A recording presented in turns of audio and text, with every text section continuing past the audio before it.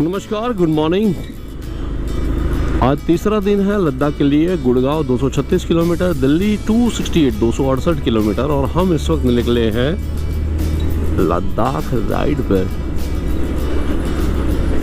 तो फिलहाल तो यहाँ में बहुत सारे राजस्थान जयपुर में बहुत सारे दोस्त मिले और ख़ास तो गजराज जी जो कल मुझे होटल जिन्होंने दिखाई फिर मिलने भी आए और साथ में उन्होंने डिनर तो नहीं कह सकते, उन्होंने कहा था कि प्रॉपर खाना खाना है या कुछ ऐसे ही स्नैक्स वगैरह।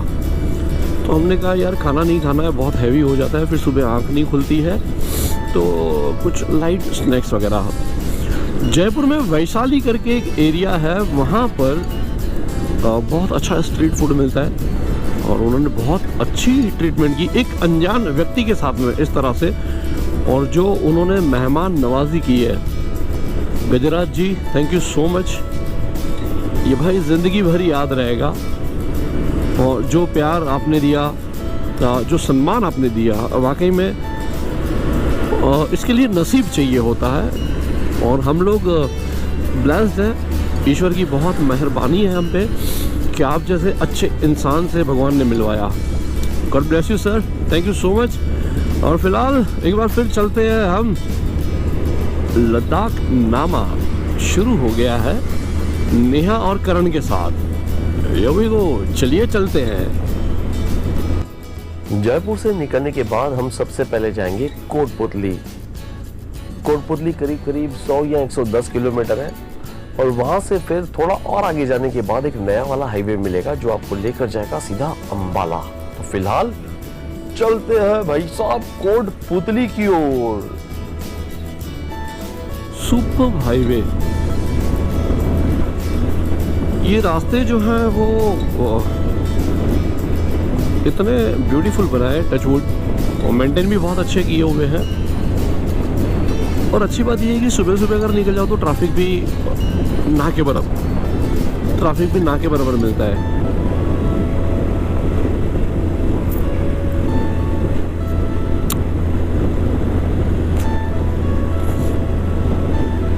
यहाँ पे करीब 100 किलोमीटर, 111 किलोमीटर तक हमको जाना है। फिर आते ही है काठपुतली करके कोई एक छोटा सा गांव है, वहाँ से फिर एक और हाईवे जुड़ेगा जो हमें सीधा ले जाएगा अंबाला। वो हाईवे मेरे ख्याल से वो 300 किलोमीटर का है, गजराज भैया बता रहे थे। और फिर यहाँ से कहते हैं कि आपको काठपुतली से जो नया वाला हाईवे बना है वो पकड़ना है। उसके पहले आपको जो भी चाय नाश्ता कर लेना है, जो कुछ भी स्नैक्स लेने हैं ले लेना, क्योंकि अगले 300 किलोमीटर तक पता नहीं आपको कुछ मिले ना मिले। चाय नाश्ता और पानी, इसके साथ में अगर आपकी गाड़ी में पेट्रोल कम है तो टैंक फुल करवा लीजिएगा, क्योंकि रास्ते में अटकने से बेटर है टैंक फुल करवा लेते हैं और फिर आगे बढ़ते हैं। तो दिल्ली से हम निकले और दिल्ली से निकलने के बाद में जिस हाईवे पे हम आगे बढ़ते गए वहाँ पर है ये Daulatpura Jaipur bypass. National highways authority of India welcomes you. Toll plaza Daulatpura Jaipur bypass section खंड NH8। हाँ, ये टोल क्रॉस करने के बाद सबसे पहले तो बाइक में हवा भरवानी है। कल पूरा दिन भागा दौड़ी रही और बाइक के टायर में हवा भरवाना ही भूल गए। और हाँ, एक बात और, आप जैसे ही यहाँ पर अपनी 4 व्हीलर और जो भी लेकर आते हो तो प्लीज़ टायर में हवा का प्रेशर और ये सब प्लीज़ चेक करवा लेना, क्योंकि भाई साहब कुछ भी नहीं मिलेगा आपको।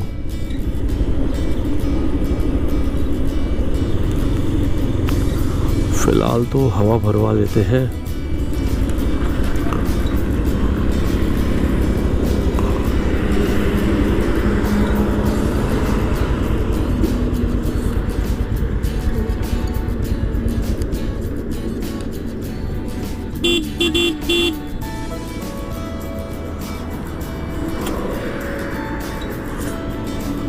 चलो, पीछे एक दुकान में कोई एक बंदा बैठा है, हवा के लिए बोला तो अंगूठा दिखा के मना कर दिया कि नहीं है हवा।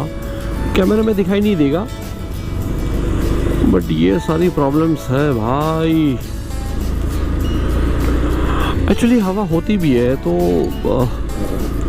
बहुत सारे लोग ये सोचते हैं कि बड़ी गाड़ियाँ आएंगी तो उनमें हवा भराते हैं, बड़ी गाड़ी में हवा भरते हैं तो कुछ पैसे भी मिल जाते हैं। अब अपनी टू व्हीलर, खैर हवा तो भरवानी है, यहाँ नहीं तो कहीं और। चलिए आगे बढ़ते हैं, सफ़र का मज़ा लेते हैं।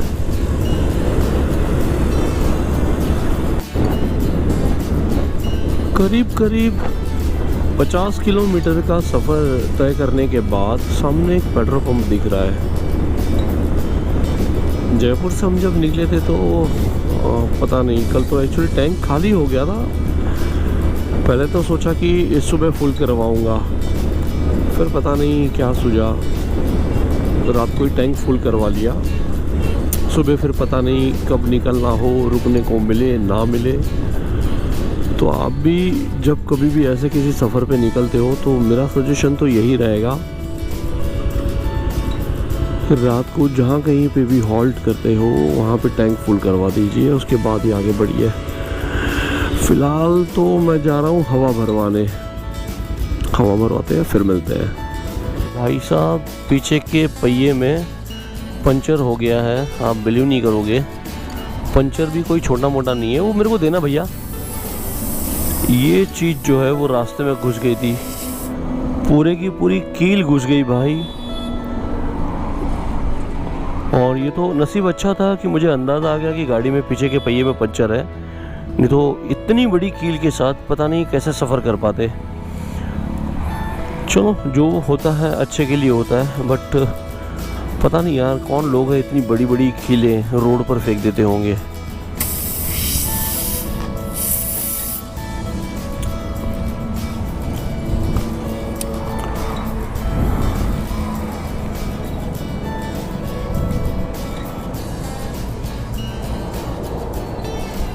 पकड़ू गाड़ी को, पकड़ू, दबाओ।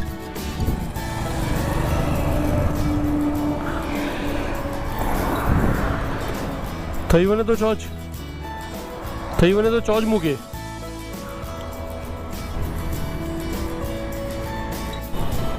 हरियाणा के ये ब्रिज के नीचे हम लोग रुके, यहाँ पे चाट खाने के लिए, सैनी पंचांग एंड फास्ट फूड। भाई साहब ये जुगाड़ देख लो। मैंने कहा कि गाड़ी खींची जाती है या क्या है, तो कहते हैं कि भाई गाड़ी डायरेक्ट निकल जाएगी, बाइक स्टार्ट करो, गाड़ी लो और निकलो। हमारी गाड़ी लेकर हम निकल पड़े आगे की ओर। कोटपुतली से जैसे आगे बढ़ते हैं तो 10 या 11 किलोमीटर के बाद एक ब्रिज आएगा, जहाँ से एक रास्ता सीधा दिखाएगा और एक लेफ्ट दिखाएगा। हमने लेफ्ट ले लिया, गूगल भी हमें वही रास्ता दिखा रहा था। आगे चलने पर हमने देखा एक बोर्ड है, जिस बोर्ड पर लिखा था Narnaul 40 kilometre, Bhiwani 130 kilometre, Rohtak 163 kilometre, Chandigarh 383 kilometre. तो हमने इसी रास्ते को चुना, हम इसी रास्ते से जाना है। ये जो हाईवे है वो नया वाला हाईवे हुआ है और उस पर हम चल पड़े। करीब करीब कहते हैं कि 2 घंटे का सफ़र का जो समय है वो आपका बच जाएगा। टाइम भी तो सेव करना है। टाइम सेविंग के बारे में सोच कर यूं लगता था कि सफ़र का मज़ा लेते लेते आगे बढ़ना है। सच कहूँ तो ये रास्ते बहुत ही ज़्यादा ब्यूटीफुल लगे। 6 लेन का हाईवे, करीब करीब 350 या 300 किलोमीटर का ये हाईवे कहा जाता है। और रास्ते की दोनों ओर आप देखोगे ना तो घनी हरियाली है। हरियाली इन द सेंस दूर दूर तक आपको सिर्फ और सिर्फ खेत खलियान ही दिखाई देंगे। खेत खलियान देखते देखते ये रास्ते पर हम चल पड़े और जैसे जैसे आगे बढ़ते गए और भी ज़्यादा सफ़र का मज़ा आने लगा, क्योंकि कभी सोचा नहीं था कि इतनी अच्छी सड़कें, कंक्रीट की सड़कें थी, नीट एंड क्लीन, जहाँ पे कोई गंदगी नहीं, कोई कचरा नहीं। सलंग सलंग आगे बढ़ना था, दोनों ओर हरे हरे खेतों को देखते हुए आगे बढ़ते गए। और रास्ते में एक बात और भी अच्छी लगी, क्योंकि जिस रास्ते से हम जा रहे थे उसके लेफ्ट साइड में बहुत सारे खेत कंटिन्यू चल रहे थे हमारे साथ, और वहाँ से बहुत सारी तितलियाँ यानी कि बटरफ्लाई उड़ते उड़ते हर बार कहीं ना कहीं सामने आ जाते। कोशिश रहती थी कि उनको चोट ना लगे, बस बचते बचाते ऐसे ही आगे बढ़ते गए, और ये सफ़र धीरे धीरे धीरे और आगे बढ़ता गया। भाई हकीकत में ऐसे अगर रास्ते हो, ऐसी सफ़र हो और सड़कें इतनी अच्छी हो तो किसको मज़ा नहीं आएगा।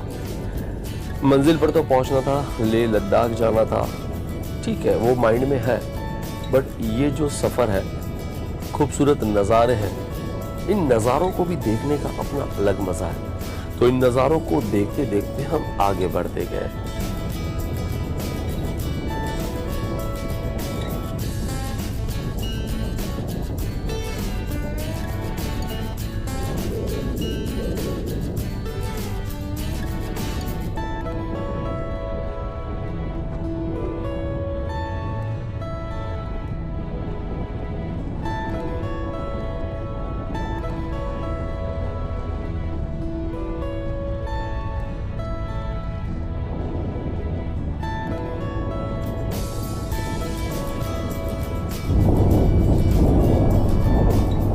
बहुत ही खूबसूरत रास्ते और उतने ही खूबसूरत नज़ारे।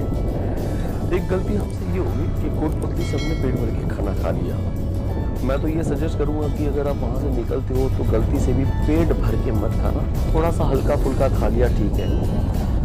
और इसकी वजह ये है कि पेट भर के खाना जब हम खा लेते हैं उसके बाद ऐसे खूबसूरत रास्ते जहाँ पे बिल्कुल भी ट्रैफिक नहीं है, कोई गड्ढे नहीं है, कोई स्पीड ब्रेकर नहीं आता, तो बाइक चलाते वक्त जब ठंडी हवाएं लगती है उन हवाओं की वजह से नींद आना शुरू हो जाती है। और अगर एक बार आपको झपकी आ गई, आपका बैलेंस बिगड़ गया, तो कहीं ना कहीं हम गिर सकते हैं, चोट आ सकती है, एक्सीडेंट भी हो सकता है। बेटर है मैं तो ये सजेस्ट करूँगा कि थोड़ा सा हल्का फुल्का सा कुछ खा लें, और अगर आपको लगता है कि रास्ते में आपको भूख लगेगी, कोई कैंटीन या फूड मॉल आपको नहीं मिलेगा, तो आप रास्ते पर कहीं पर साइड पर रुक के थोड़ा बहुत स्नैक्स, बिस्किट या व्हाटएवर जो भी फ्रूट्स आप ले सकते हो, ड्राई फ्रूट ले सकते हो, लेकिन पेट भर के तो भाई गलती से भी खाना मत करो।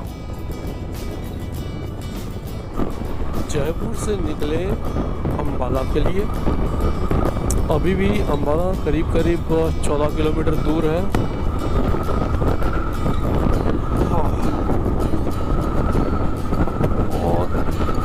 दोपहर का वक्त हो चला है, 3 साढ़े 3 बज रहे हैं।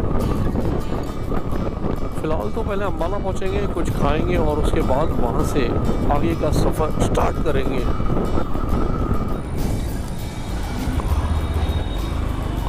अम्बाला से होते हुए हम निकल रहे थे पटियाला के लिए। सामने जो बोर्ड है इस पर पटियाला, बठिंडा, फतेहगढ़ साहिब और जलंधर। तो फिलहाल प्लान जो है वो है जलंधर पहुंचने का।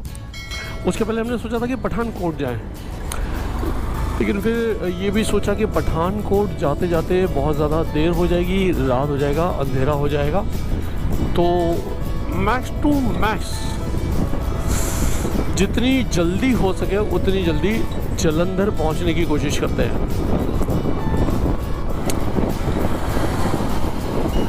दिन ढल चुका है, रात होने की तैयारी है और ये आसमान में लालीमार। लुधियाना क्रॉस करके अब हम जा रहे हैं जलंधर।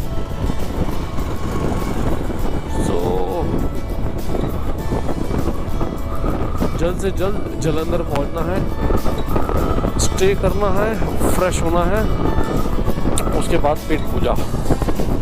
फिलहाल ये एक ब्रिज क्रॉस किया और दिन वैसे तो अच्छा गुजरा।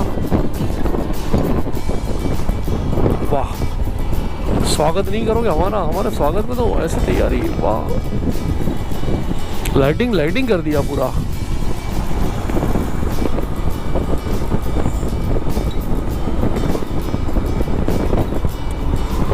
जलंधर है यहाँ से 43 किलोमीटर, अमृतसर 127। फिलहाल जलंधर की तरफ आगे बढ़ते हैं। फाइनली हम पहुँचे जलंधर में एंटर होने के साथ ही हम देख रहे थे कि कहीं पे होटल दिख जाए, रूम दिख जाए, बट कहते हैं ना कि ऊपर वाले की बहुत ज़्यादा मेहरबानी जब बरसती है तब वो अपने फरिश्तों को भेज देता है। तो मेरे साथ में इस वक्त एक फरिश्ता है, ये है भाई साहब, आर्मी में है, BSF में है और साथ ही साथ राइडिंग का बहुत ज़्यादा शौक़ रखते हैं। भाई सबसे पहले तो थैंक यू सो मच, ये जो आप वेलकम सर हेल्प कर रहे हो, क्योंकि एक अनजान शहर में एक अनजान फर्ज है सर, फर्ज है, हम अपनी ड्यूटी कर रहे हैं। Yes but my pleasure actually कि आप मिले करके। Thank you. सो भाई कहीं ना कहीं जैसे ये देश की सेवा कर रहे हैं तो ये भी इन्होंने एक बहुत अच्छा काम किया है और really appreciate sir, thank you so much. और बाकी की कहानी मैं थोड़ा फ्रेश होने के बाद बताऊँगा। फिलहाल तो बहुत थक भी गया हूँ और बहुत भूख भी लगी है। Once again thank you sir, thank you so much. Thank you.